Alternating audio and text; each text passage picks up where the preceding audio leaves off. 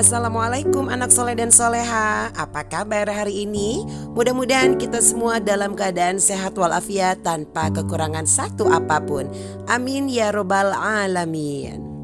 Anak soleh dan soleha, ketemu lagi bersama Ibu Devi Adri Fahlis Diana di mata pelajaran Akidah Akhlak kelas 5 semester 2 dengan materi Indahnya Berakhlak Terpuji, yaitu sikap disiplin dan mandiri.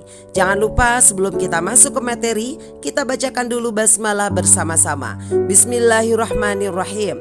Anak soleh dan soleha, jangan lupa salam sehat, salam semangat. Adapun tujuan pembelajaran kita hari ini yaitu yang pertama, peserta didik dapat memahami pengertian sikap, disiplin, dan mandiri.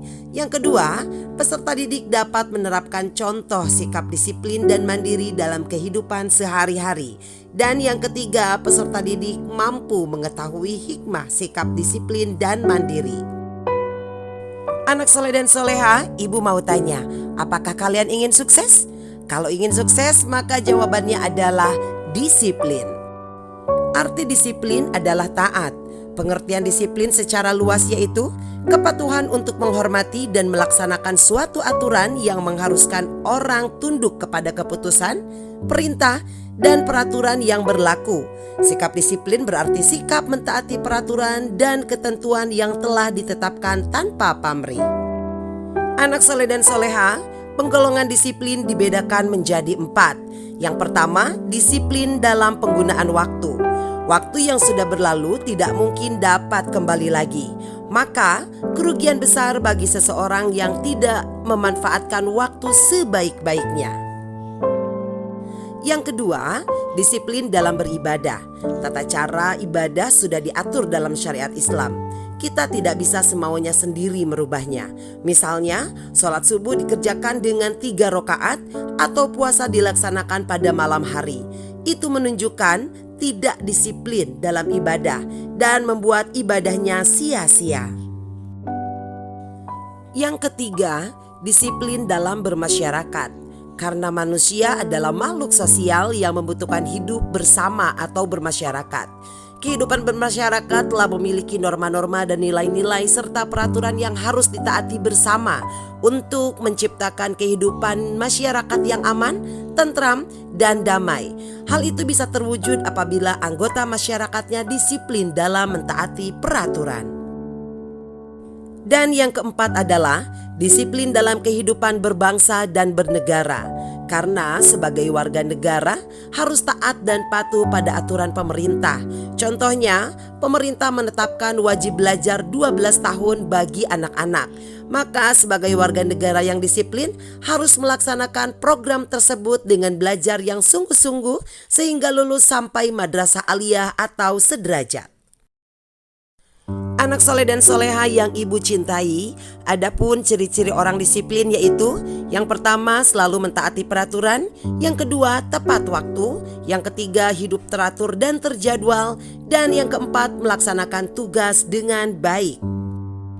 Adapun contoh sikap disiplin di rumah yaitu yang pertama sholat tepat waktu, yang kedua membantu orang tua, yang ketiga tidur dan bangun tidur tepat waktu, yang keempat memanfaatkan waktu untuk belajar, yang kelima makan dengan teratur, yang keenam menjaga kebersihan rumah, yang ketujuh menjaga kebersihan dan kesehatan diri, dan yang kedelapan hemat dalam pemakaian air.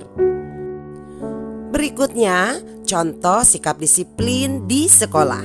Yang pertama, mentaati tata tertib sekolah. Yang kedua, tidak terlambat ke sekolah.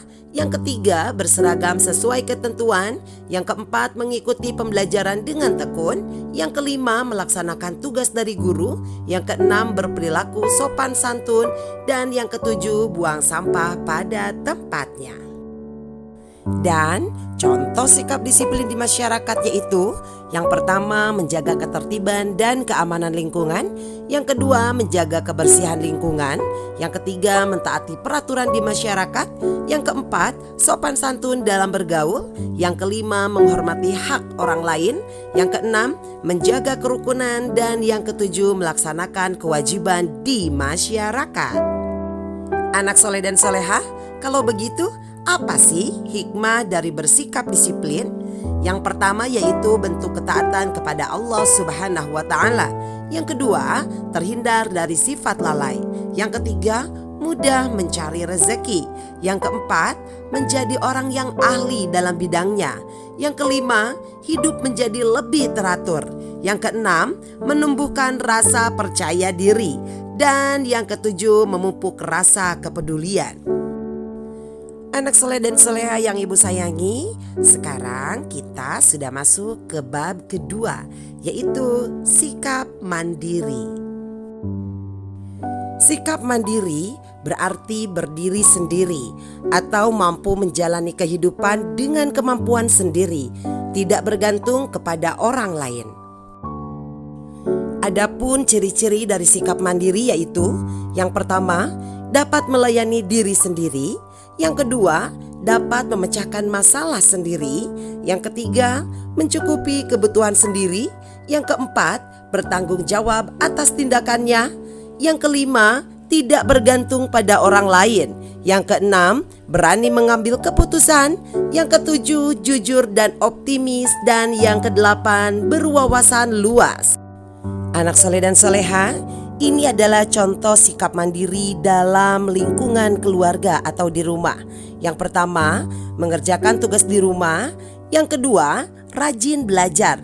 Yang ketiga, membantu orang tua. Yang keempat, tidak bergantung kepada orang lain. Dan yang kelima, bisa menjaga dirinya dengan baik.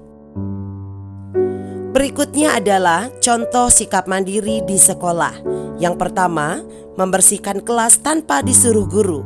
Yang kedua, mengerjakan tugas pelajaran sendiri. Dan yang ketiga, tidak melakukan hal-hal yang dilarang. Dan yang terakhir, contoh sikap mandiri dalam masyarakat. Yang pertama, bertanggung jawab terhadap tindakannya sendiri. Yang kedua, tidak gegabah. Dan yang ketiga, mampu memanfaatkan situasi dengan baik. Anak soleh dan soleha, adapun hikmah dari bersikap mandiri yaitu yang pertama, hidup akan menjadikan kita lebih percaya diri. Yang kedua, dapat memanfaatkan kemampuan sendiri sebaik mungkin. Yang ketiga, percaya bahwa Allah Subhanahu wa Ta'ala telah menganugerahkan kemampuan kepada diri kita untuk menjalani hidup ini. Yang keempat, hidup mandiri salah satu tanda untuk meraih kesuksesan. Yang kelima, berpikir dengan bijaksana. Yang keenam, mampu menyelesaikan masalah secara mandiri. Yang ketujuh, mampu memanfaatkan situasi untuk hasil yang lebih baik. Dan yang kedelapan, menggunakan waktu sebaik mungkin. Anak soleh dan soleha, demikian pembelajaran kita hari ini. Kita ucapkan dulu hamdalah bersama-sama. Alhamdulillahirabbil alamin. Mudah-mudahan apa yang kita pelajari hari ini bisa bermanfaat untuk kita semua. Akhirul kalam, saya Ibu Devi Adri Valisdiana. Sampai jumpa di materi akidah akhlak yang lainnya. Wassalamualaikum warahmatullahi wabarakatuh.